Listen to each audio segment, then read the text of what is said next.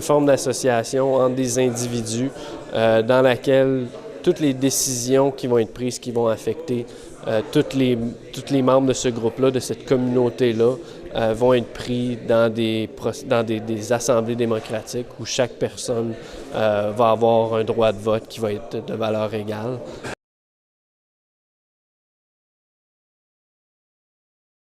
Une société qui fonctionnerait en démocratie directe serait particulièrement différente de celle présentement, pas juste au niveau de la décentralisation du pouvoir, mais aussi au niveau de l'intégration des prises de décision politiques avec le fonctionnement de la production économique. Donc, dans la société qu'on vit, on vit une démocratie un peu de façade, étant donné que l'économie règle beaucoup de situations par des prises de décision qui sont reléguées dans des conseils d'administration. La démocratie directe, quelque chose que je pense qui est important de soulever, c'est que ça l'intégrerait le pouvoir politique et le pouvoir économique d'une manière décentralisée là, et fédérative, c'est-à-dire qu'il y aurait une autonomie locale pour ce qui est des assemblées qui prendraient des décisions, puis ces assemblées-là seraient fédérées, c'est-à-dire librement associées. Il n'y aurait pas de centre politique, comme on peut l'entendre des fois dans des idées de soviet suprême, là, comme ça s'est vu en Russie, malheureusement.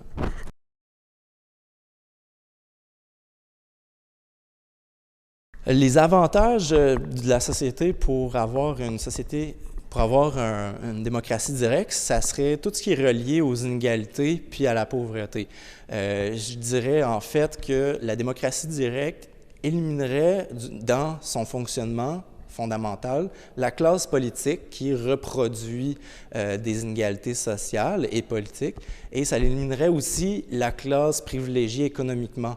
Donc, ça aurait beaucoup d'avantages à diminuer les inégalités de classe et, idéalement, faire en sorte qu'il n'y a plus d'inégalités de classe.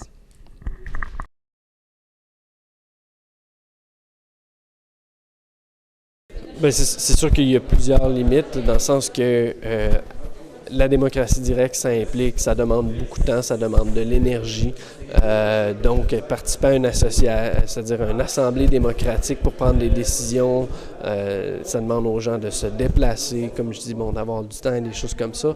Donc, il peut y avoir des limites. Donc, c'est limitant dans ce sens-là. Puis l'autre problème qui va avec ça, bien, c'est qui risque d'être le plus exclu de ces processus d'assemblée démocratique-là, c'est souvent ceux qui sont déjà marginalisés par la société en général. Donc, comme si on pense à une mère monoparentale qui n'a pas d'autres moyens, qui est malheureusement sur le bien-être social, puis qui pourrait se sentir mal à l'aise de se présenter, juste même si elle avait le temps, de se présenter à une assemblée démocratique, juste parce qu'elle n'a pas assez d'argent pour pouvoir s'acheter du linge avec lequel elle pourrait être à l'aise en public. Donc ça pourrait être une limite là, également.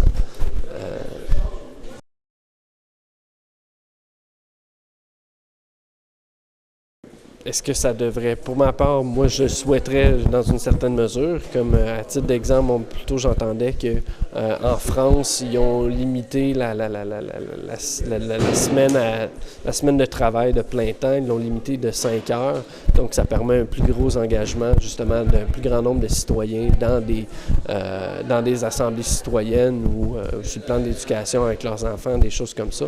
Donc oui, je serais content qu'il puisse y avoir certains changements au niveau du fonctionnement de la société qui pourraient bénéficier de la démocratie directe, mais d'un autre côté, personnellement, moi je le vois comme étant un investissement parce que je pense que la société pourrait bénéficier tant sur les plans éducationnels, environnemental, économique, politique, d'une démocratisation plus grande à travers des principes de démocratie directe de la société. Il y a quelqu'un qui a dit « Si je veux garder mes esclaves bien soumis, il faut que je les fasse travailler beaucoup. » Dans la société qu'on a aujourd'hui, on travaille beaucoup, on n'a pas beaucoup de temps libre, ce qui fait que c'est un petit peu les personnes privilégiées dans la société aujourd'hui qui vont avoir le temps de passer beaucoup de temps à délibérer, à participer à des assemblées, puis tout ça. C'est sûr que ça devient un problème à ce niveau-là pour inclure les gens les plus exclus de la société déjà. Donc, il y a quand même un certain niveau d'éducation aussi pour pouvoir s'exprimer en assemblée puis tout ça. Mais je pense que c'est important d'aller chercher une éducation à travers des expériences, que les groupes qui pratiquent la démocratie directe aillent chercher ces gens-là pour rendre un petit peu plus flexible leur processus pour pouvoir intégrer ces gens-là. Moi, pour ma part, je dirais dès leur entrée. Je vois, en tout cas, je serais mal à l'aise si un groupe ne pourrait pas être inclus, un groupe qui participe, qui contribue à la société. Donc, d'emblée, j'aimerais ça qu'ils puissent l'être. L'enjeu, c'est vraiment de faire en sorte que les membres ne soient pas juste des spectateurs, puis que les assemblées ne soient pas juste des spectacles, où est-ce que la minorité d'organisateurs va mettre dans la bouche des gens des revendications. Je pense que l'enjeu, c'est vraiment de faire en sorte que les membres s'intègrent au processus d'empowerment, de prise de pouvoir sur leur propre vie, que ça, c'est vraiment le gage d'une vraie démocratie directe, là.